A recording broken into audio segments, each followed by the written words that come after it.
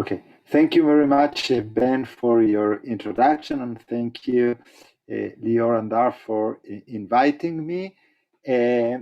Okay, so what could we say about a country which is going the fourth time for a general election in a 2 year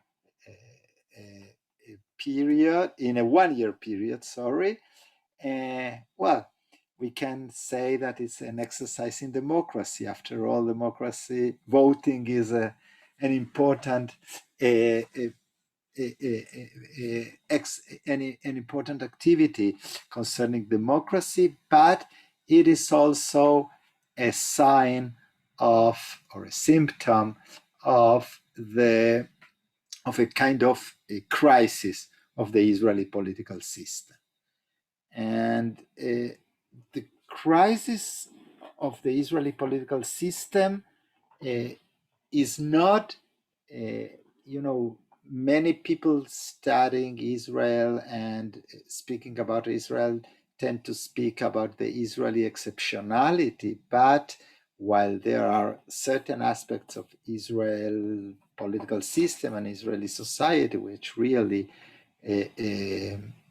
special, there are many that are expressions of processes that are happening also in other places, and the crisis of representation, the crisis of representative democracy, and the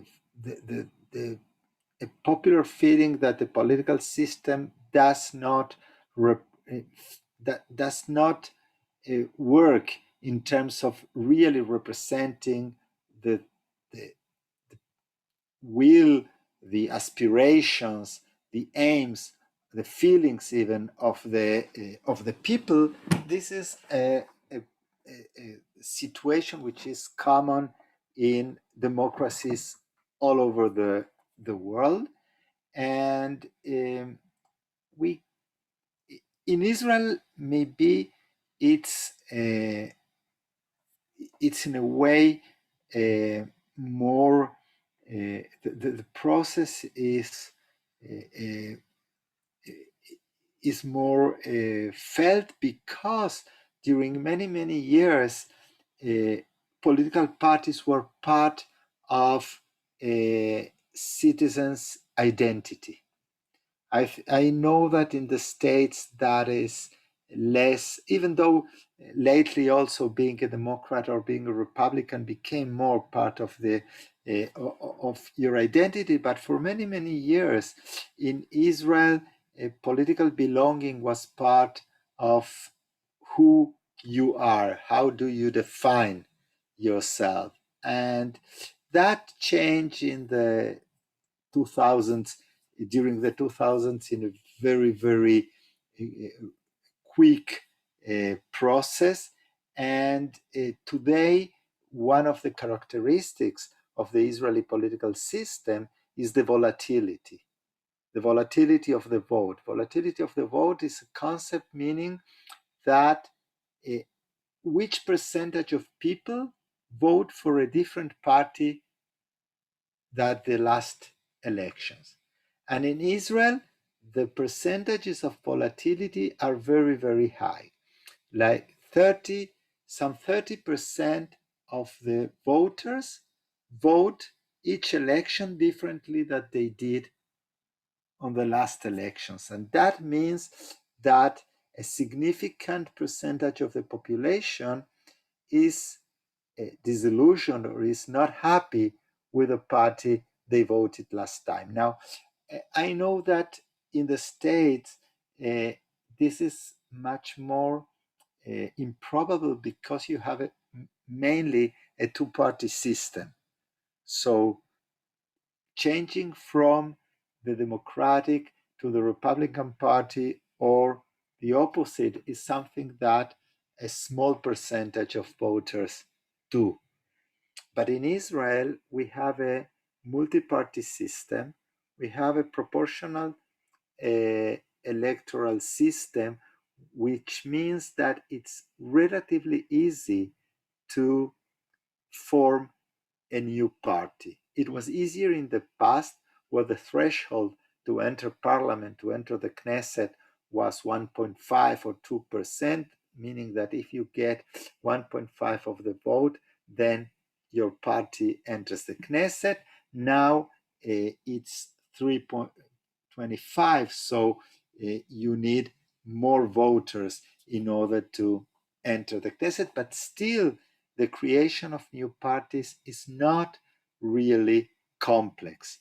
In the state, a third candidate is something quite unusual, at least a third candidate who is significant. There are several candidates, but which are not significant. But let's say somebody like Ross Perot, who was a third candidate, getting a relatively significant percentage of the votes, is a quite unusual situation. In Israel, the creation of new parties is very, very common, but in a way, those new parties in Israel lately are something like a comet. They appear, they give a lot of light, and then they disappear as quick as they appeared.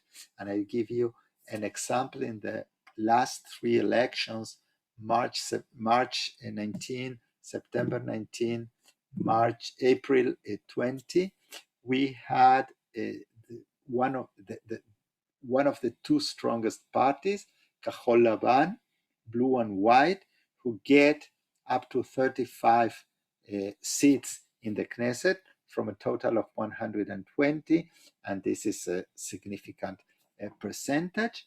Now it's fighting to pass the threshold. The polls are giving them 4 to 5 seats. So a party that a year ago was one of the two most voted parties is on the verge of disappearing in the coming elections. And I'm afraid of making predictions, but I think that I can predict that probably this will be the last elections that Kahol Lavan will run, because they will disappear. And as Kahol Lavan, we have different parties appearing and disappearing. And this is an expression of the dissatisfaction of a significant portion of the electorate, mostly people who are politically in the center left, center right, and I think that is one of the characteristics of the last year and a half, of the last elections, and also of the coming election. The fact that for a significant part of the Israeli citizens, the political system is frustrating. They don't feel that politicians do represent their expectations, their aims, their view of how society should be. The degree of trust in the political system is very low, especially the degree of trust in political parties. Something like 20-25% of the citizenship believes in politicians, believes in political parties. Most of them consider that politicians are only interested in their individual personal gain, in their individual gain. Most voters, something like 70%, are convinced that their possibility as citizens to influence policy are very, very limited.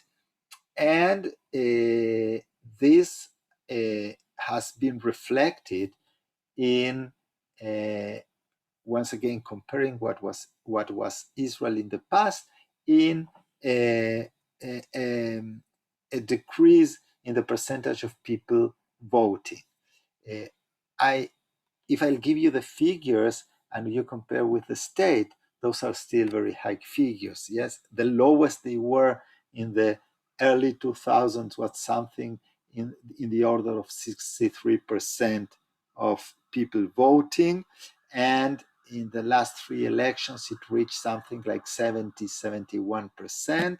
My impression is that in the coming elections, this will be under 70s, both because of pandemic fatigue and election fatigue, and also people probably being afraid of coming to vote, even though the fact that the vaccination campaign has been very successful in Israel, I think, will contribute in diminishing the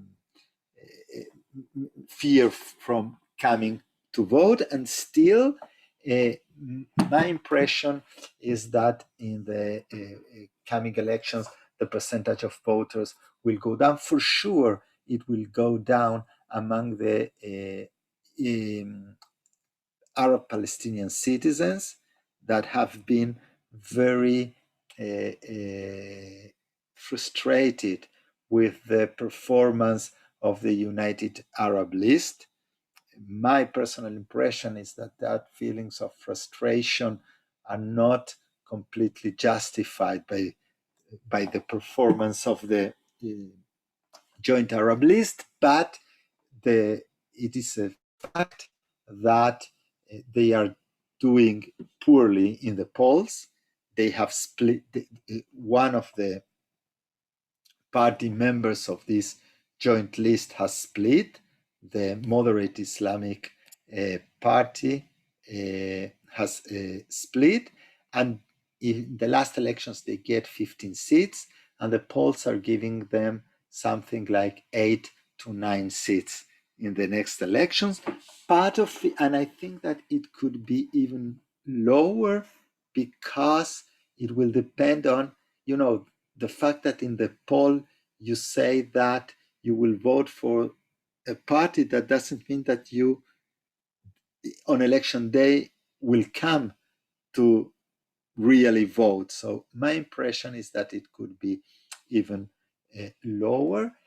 At least it's difficult to say, but some polls show that also Likud voters who are disillusioned with the way in which government took care of the pandemic, especially in the economic area, they won't vote for another party. Some of them will do, but part of them will stay home. So I think that the combination of election fatigue, pandemic fatigue, and disillusion with some of the parties will bring down the percentage of voters under the 70s, this under 70%, more like in the early 2000s. And once again, in Israel, we have like the average between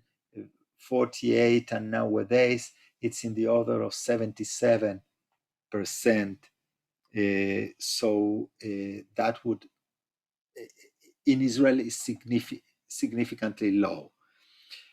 A third characteristic of those elections, and in fact is a characteristic of the last couple of years, if not even more, I could argue that since 2015, is the extreme personalization of elections.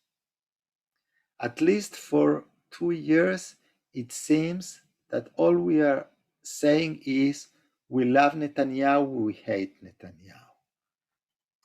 Elections are mainly if you support him, if you believe that he is the leader that Israel needs and he is the only possible leader, or if you think that he's a corrupt politician that should be in jail and not running for prime minister. Those are the very polarized attitudes of most voters, and many of the political parties, their what you could call their raison d'etre is some kind of what is their position vis-a-vis Benjamin Netanyahu. This is very, very clear in the case of one of the new parties that has been created for this election, which is called the New Hope, Tikva Hadasha.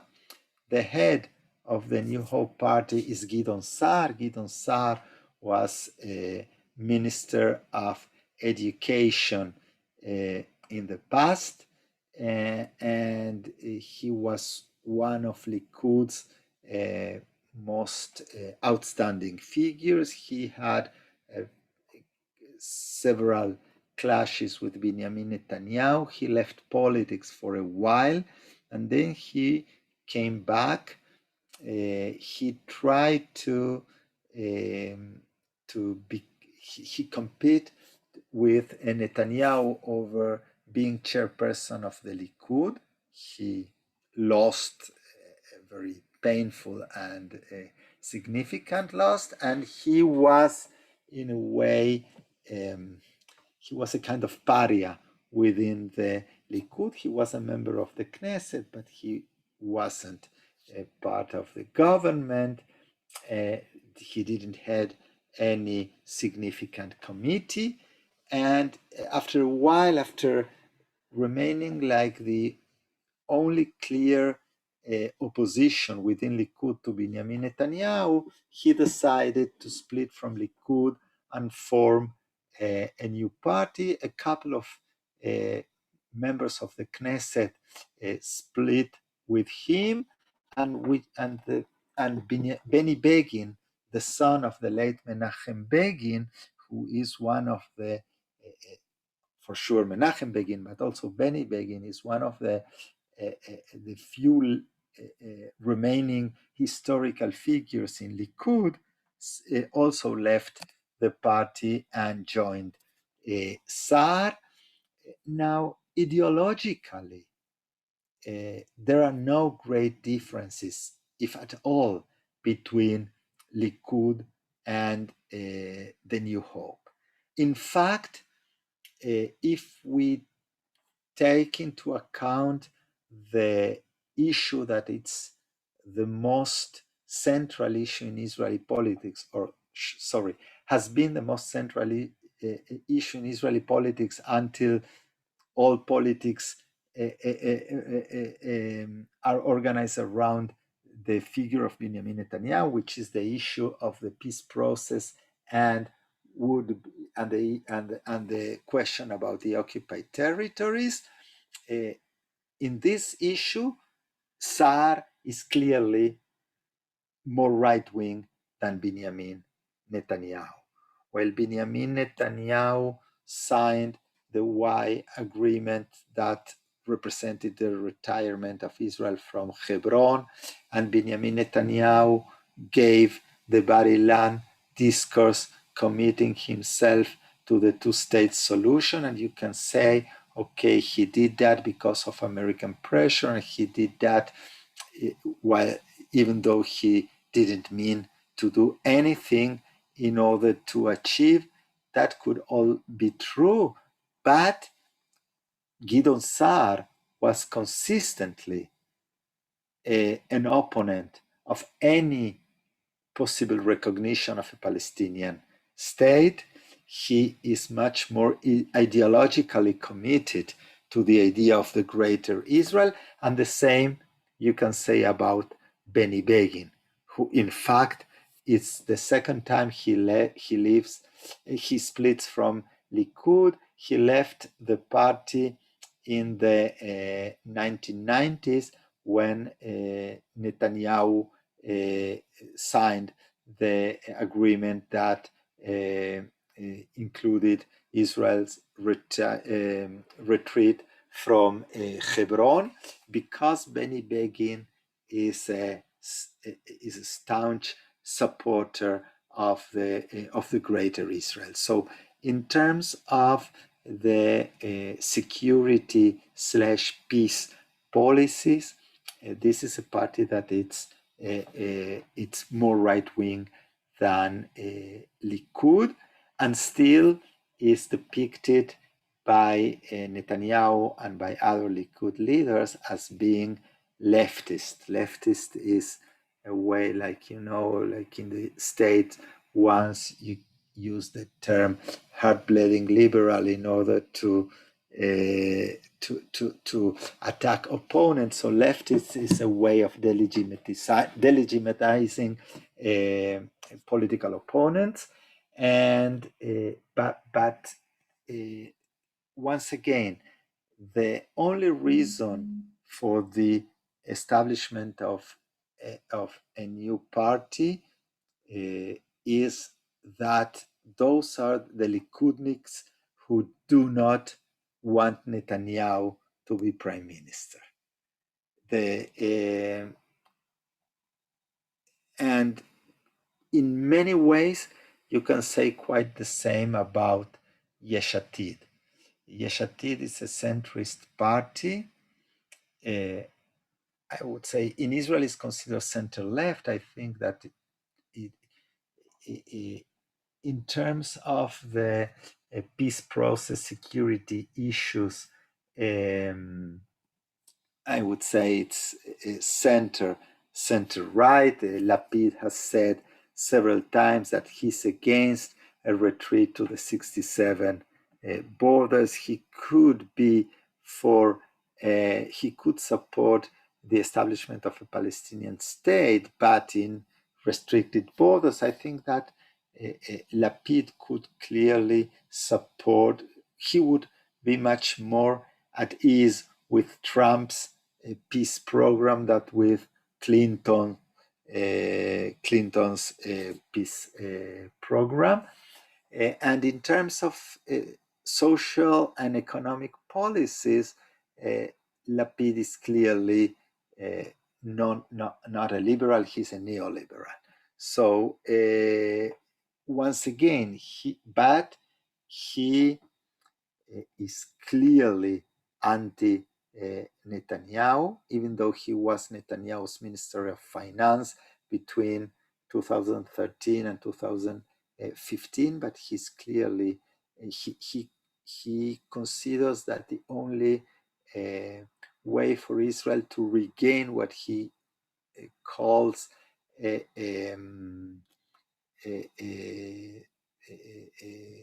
tranquility, the only way to regain some kind of normalcy is that Netanyahu will leave his office, and I would say that most voters of Yesh Atid are interested in two things: that Netanyahu won't be prime minister and that the ultra-Orthodox won't be part of government. Because the two ultra-Orthodox parties, Shas and Yahadut Torah, are the most loyal supporters and the most loyal partners of Benjamin Netanyahu. Those are the two parties that have once and again claimed that they will support only a government headed by Benjamin Netanyahu, and it was their loyalty, in fact, what prevented in the last elections Kahol Lavan's leader Benny Gantz to form a government. So that is about Yesh Atid. Then we have the right, the two versions of the religious right. One which is called Yemina, to the right, would be the literal translation.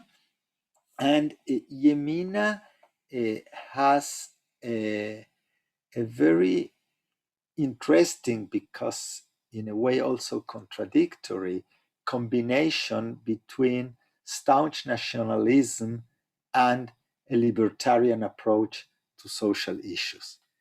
And I think that it's in a way contradictory because nationalism means a strong state, and a strong state needs taxes in order to finance it. And Yemina is completely for the great Israel.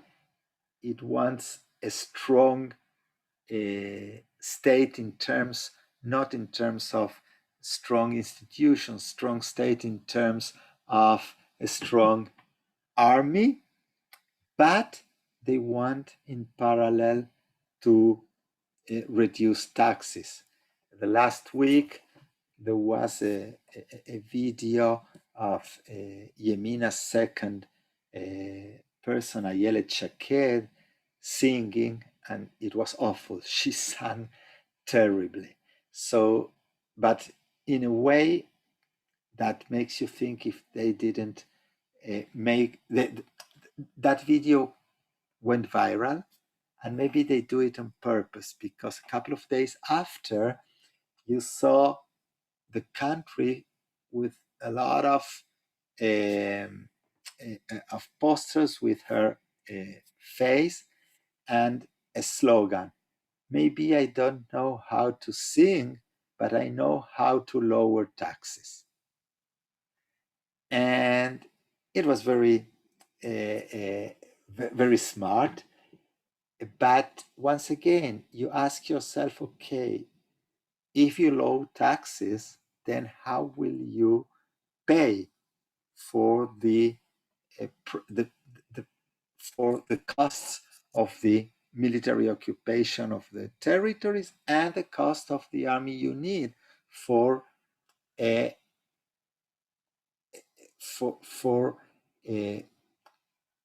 maintaining or for making the conflict situation part of how can I phrase it? The main or the way in which they consider Israeli foreign policy is civics pace para bellum.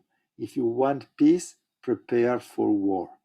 They are very Hobbesian in their approach to politics. They don't really believe that peace is possible, but they think that you have to have a very strong army. So there is a kind of contradiction between the two points.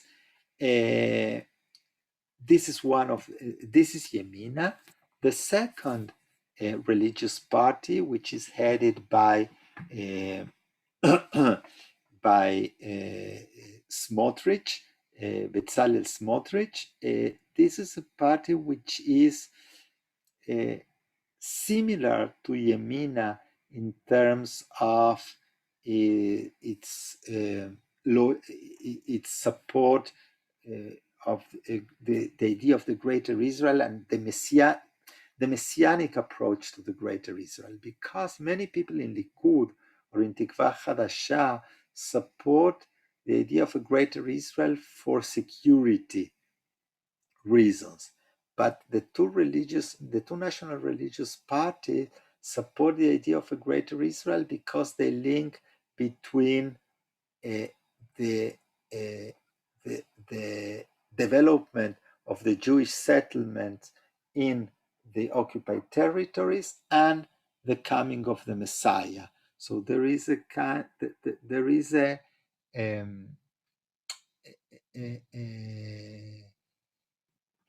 theological reason for the support of the Greater Israel, and but in the case of Smotrich, and there is no real difference between Yemina and Smotrich's party. The main difference concerns social issues. While Yemina, though being religious, is much more open or more liberal, you could say, in issues like gender equality or the rights of the LGBT community, Smotrich's party is like any fundamentalist religious party. They are patriarchal and they are very, very homophobic. So this is the main difference. And Yemina's leader, Naftali Bennett, who is also a very, very smart politician, he understood that maintaining a single party together with Smotrich, what they did in the past, means that he has a kind of roof that he won't be able to surpass, because he won't be able to appeal to right wingers that are not Orthodox religious because of the or because of the conservative stance on social issues. So now he sells his party, and I think it's right, like very right wing in security issues, but libertarian and quasi liberal in economic and social issues. Once again, it's a contradictory position, but one that represents a significant section of the Israeli public, and the last polls are giving him 13 to 14 seats in parliament, meaning that his party will be the third one. So we have covered, and Likud is for many, many years the main party in Israeli politics. Benjamin Netanyahu has been prime minister for a longer period than any other prime minister, even David Ben Gurion. He has dominated the Israeli political scene for the last 10 years, and he has been very significant for the last 25 years. And Likud is an interesting party because under Benjamin Netanyahu's leadership, Netanyahu led the transformation of Likud into a party that you could classify it as neoconservative.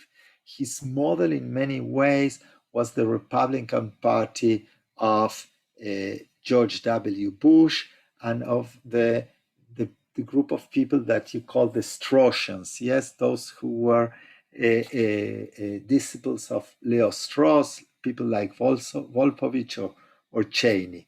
That was Netanyahu's first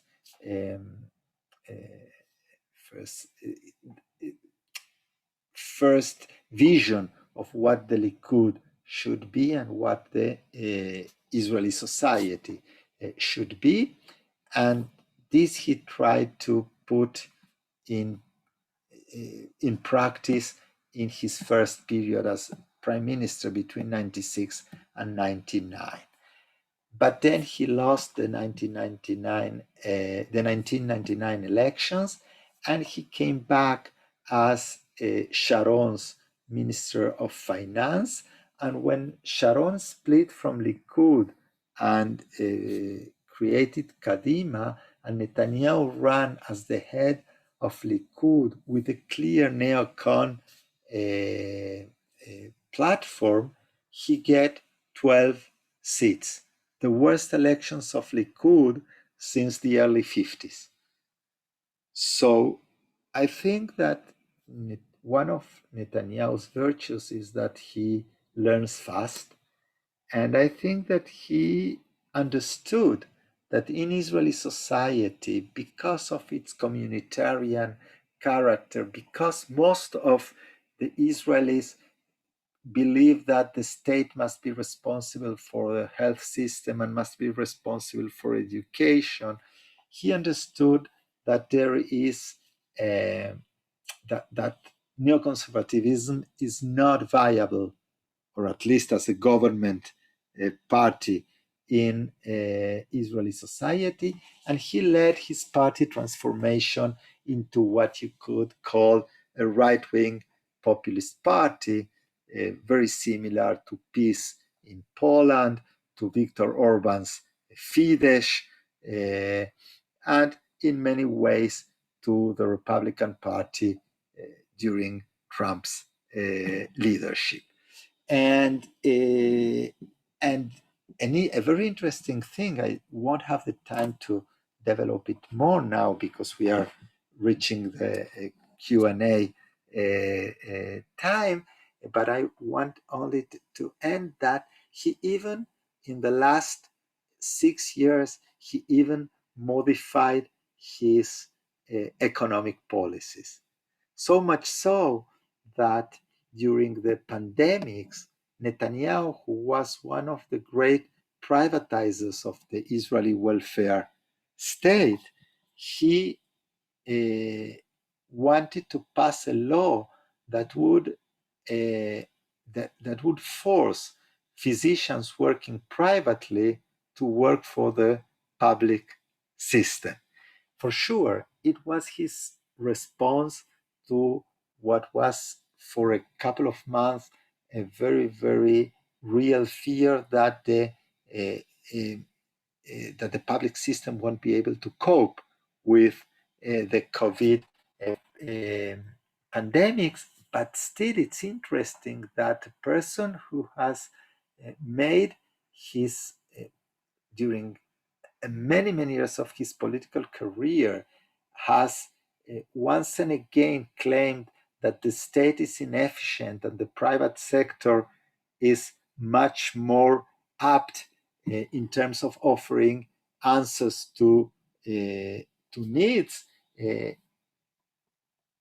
last year wanted to pass a law that I think would be declared unconstitutional by the Supreme Court if challenged because of its very harsh limitation of freedom of occupation. So in this sense, I think that this idea, he backed from this idea quickly, also because there was no need. Eventually, the public system was able to cope with the pandemic, but the fact that he was ready to propose such a law, I think, is an indicator of the depth of Netanyahu's transformation in terms of his socio-economic view. Okay, we didn't have too much time to speak about the center left, but in Israel there is not so much a center left today, so it's okay, and I may address that in the during the Q&A. So please. If anybody has a question, you can just either write it in the chat and one of us will read it, or just unmute yourself and ask your question. Daniel? Sure. Can you talk a little bit about maybe what happened to the left, not necessarily even the last couple elections, but just from, I guess, almost like a bird's eye view of, if you think about what happened from like the 60s and 70s to now, why is a party like Meretz struggling to even cross the threshold?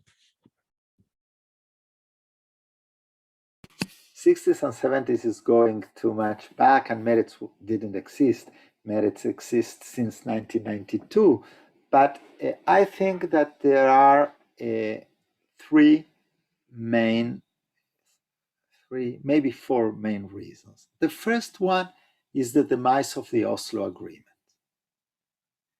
The fact that, and in that sense, you could say that Ehud Barak, who was prime minister between 1999 and 2001, he's the responsible in many ways of the demise of the Zionist left. When he came back from Camp David after the frustrated talks with Yasser Arafat, and he said there is no partner for peace, then if, and it was not Netanyahu or Sharon or the religious right who said there is no partner for peace. They kept saying that for many years. It was the leader of the Labour Party. And when he said there is no partner for peace, and then a few months after that began the second intifada, then for many people who were center left, the conclusion is, okay, so if there is no partner for peace, it's much more rational to vote for Likud than to vote for the Labour Party or Meretz. So in many senses, the Labour Party, especially during the Rabin Peres leadership, and Meretz for sure, they tied their fate to the Oslo agreement and to the peace process. So I think that's the main reason. The second, a second reason for the weakness is that many of the voters are understand politics not as a common not as a common activity, but a kind as consumers. They do not make politics; they consume politics. So they will, and if there is a new and more attractive product, they will go for the new and more attractive product. In that sense, it's interesting because for many people, and there is a class issue, most of the voters of what you call the left in Israel, which is much more political and social liberalism than really left politics. There is a clear they belong, most of those voters belong to the professional managerial classes. And they tend to consider Likud voters as non-rational. But I think that they are much less rational than the voters of the Likud. I can give a lot of perfectly rational reasons why a Likud voter keeps voting Likud. It's much more difficult for me to rationally explain why people that define themselves as center-left will vote in one election for Yesh Atid, in the other election for Kahol Lavan, and even think about voting for Avigdor Lieberman, and call themselves rational. For me as an observer, it's much more difficult to explain. And the third reason is that more than they can be, this many, I'm generalizing for sure, but many among those voters, more than being center left or left, they hate Benjamin Netanyahu. And they will vote for anyone who represents the slightest hope that Netanyahu won't be once again prime minister. And so now they will vote for Yesh Atid. They voted for Kahol Lavan. In 2006, they voted for Tzipi Livni and Kadima. They only want Netanyahu not to appear once again as prime minister, and so I think that the combination of those three reasons and the total the total failure of the center left to connect with those sectors within the population that at least theoretically you could expect that they support more left positions, at least in economic issues like uh, the, the popular classes in general, lower middle classes, working classes, the Jewish lower middle classes and the Jewish lower classes, the total failure of the left in trying to connect with those people. There, in many ways, there is a very, very good book about the US from a law professor called Joan Williams that wrote a small book about why the white working class votes for Trump. And she depicts there the completely lack of understanding that the professional managerial classes in the US have vis-a-vis the the white working class. I think that many of those things could be said about the center left vis-a-vis the Mizrahi Jews who represent the bulk of the middle and lower middle classes of the Jewish popular classes. So once again, briefly, I hope this answers your question, Daniel.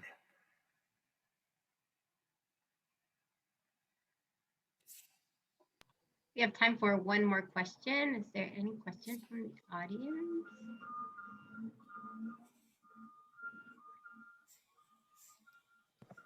Yeah, I have one. Sorry, I'll break the silence. So I had thought that back when Benny Gantz was still running blue and white, and Joint List had picked up so many seats that somebody would have to have create a coalition with the Joint List in order to resolve something. But it just seems over and over again that everybody refuses to form a coalition with the Joint List. I mean, do you think there's any possibility, or what does the Joint List really need to do to gain legitimacy in the government? Well, I think it's difficult to say what the Joint List has to do. I would say what happened. There was a more why Cajol Lavan would rather betray other electoral promises and go with Netanyahu than forming a government with the Joint Arab List. I think there are two reasons, one more superficial, one deeper. The more superficial is that Cajol Lavan included two very right-wing people, Tzvi Hauser and Yoaz Hendel. They were like Saar, ideologically right-wingers that despised Netanyahu, that considered him corrupt. So they went to Cajol Lavan in order to defeat Netanyahu, but ideologically they couldn't be part of a government, even supported, depending on the support of the United Arab List.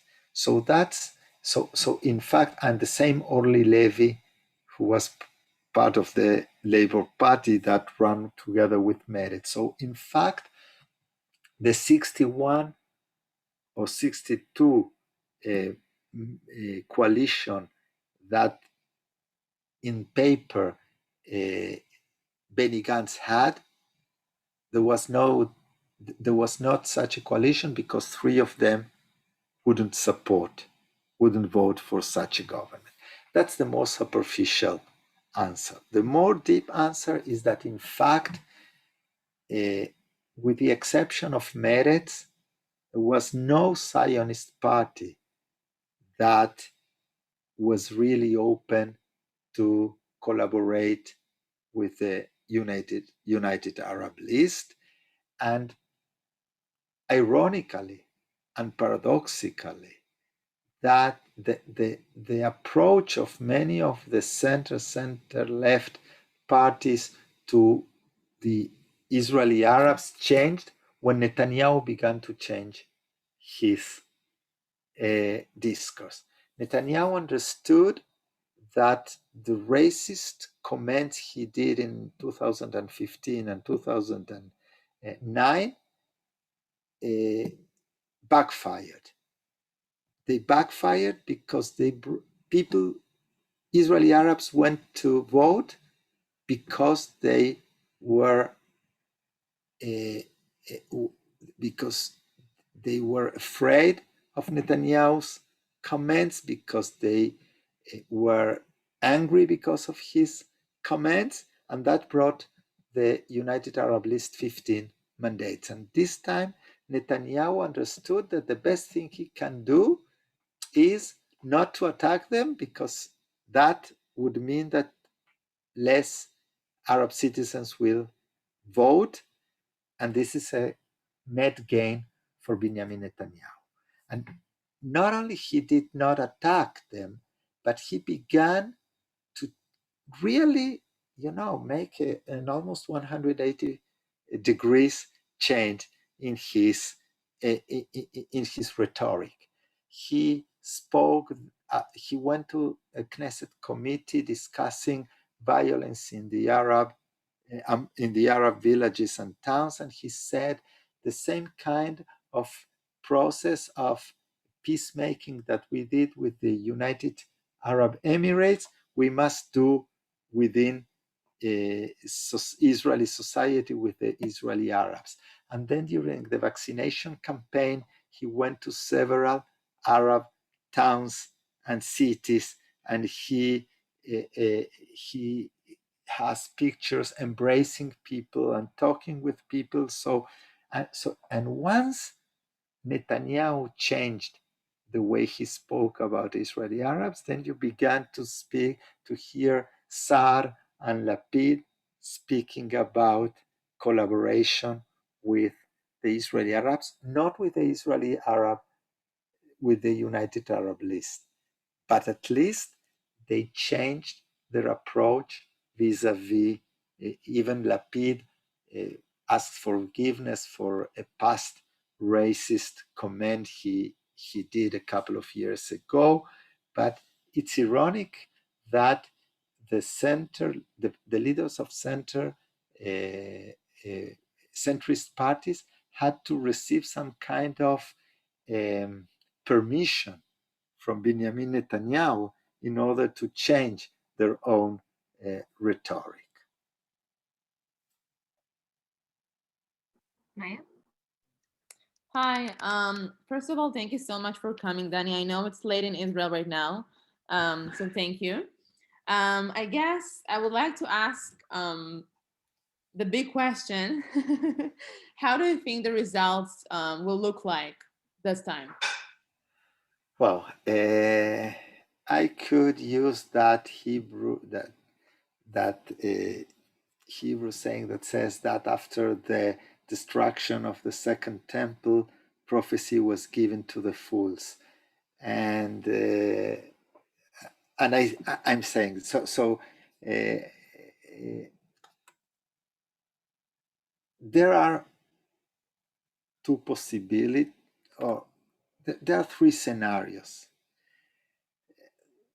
The three of them not easy ones. One is that Netanyahu, together with Smotrich and the ultra-Orthodox parties and Yemina, reach the 61 magic number, and they will form a right-wing government.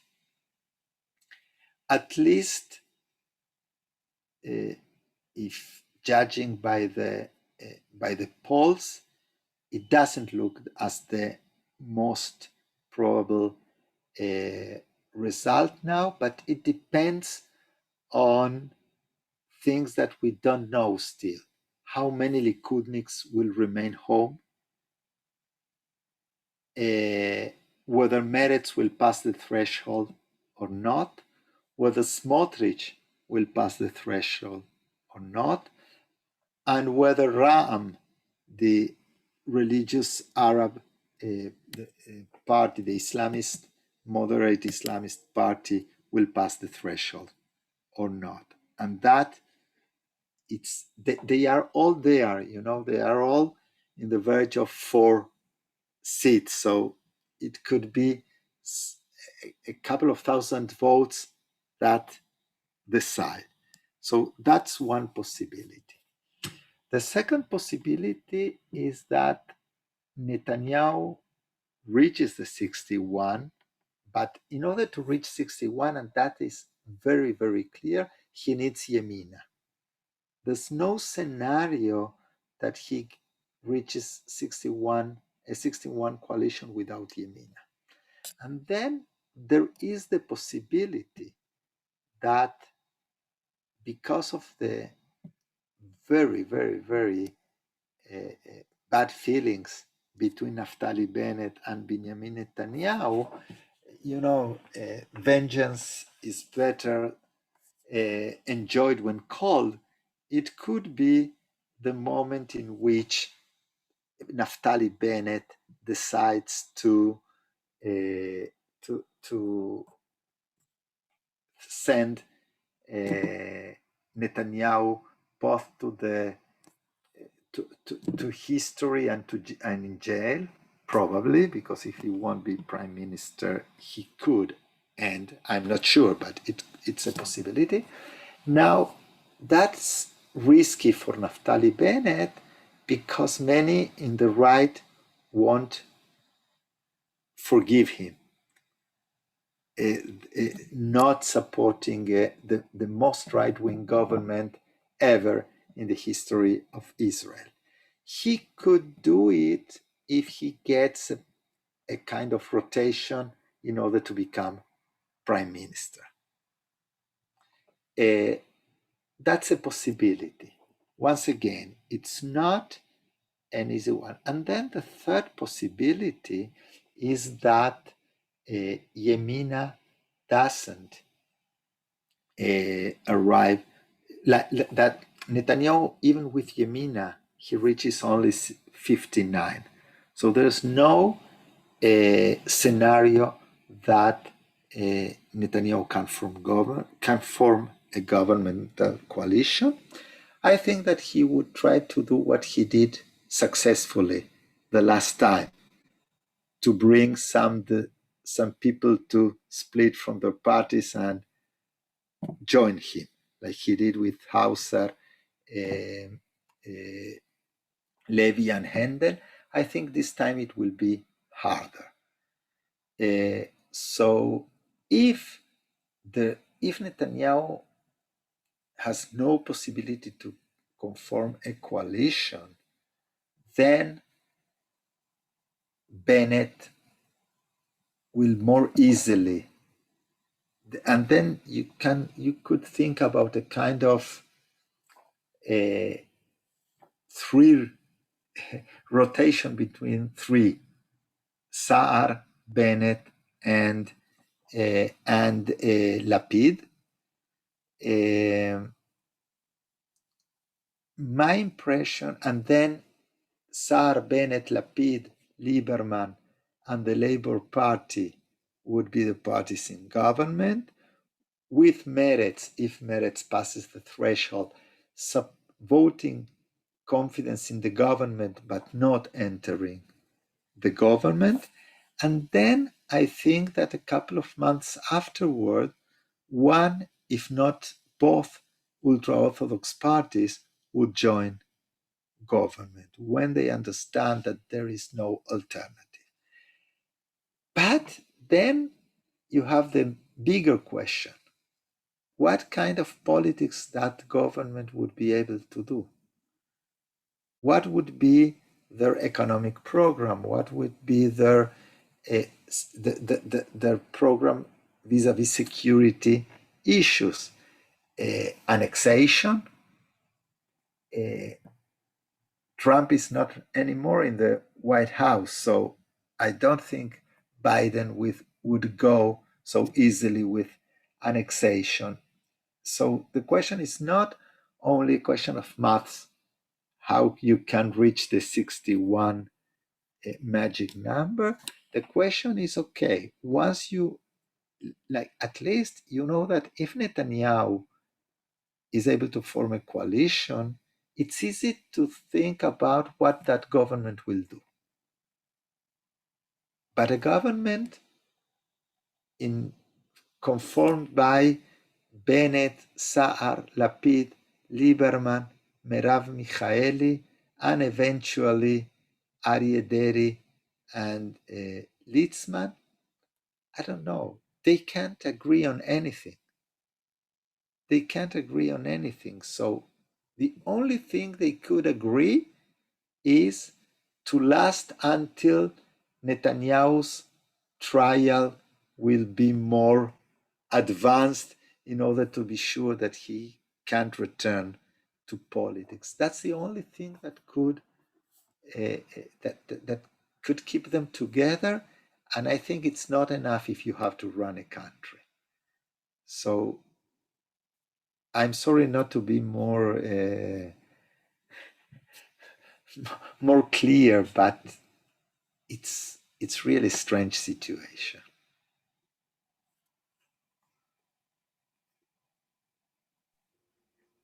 Dani, thank you so much for your answers and your time and doing it so late at night.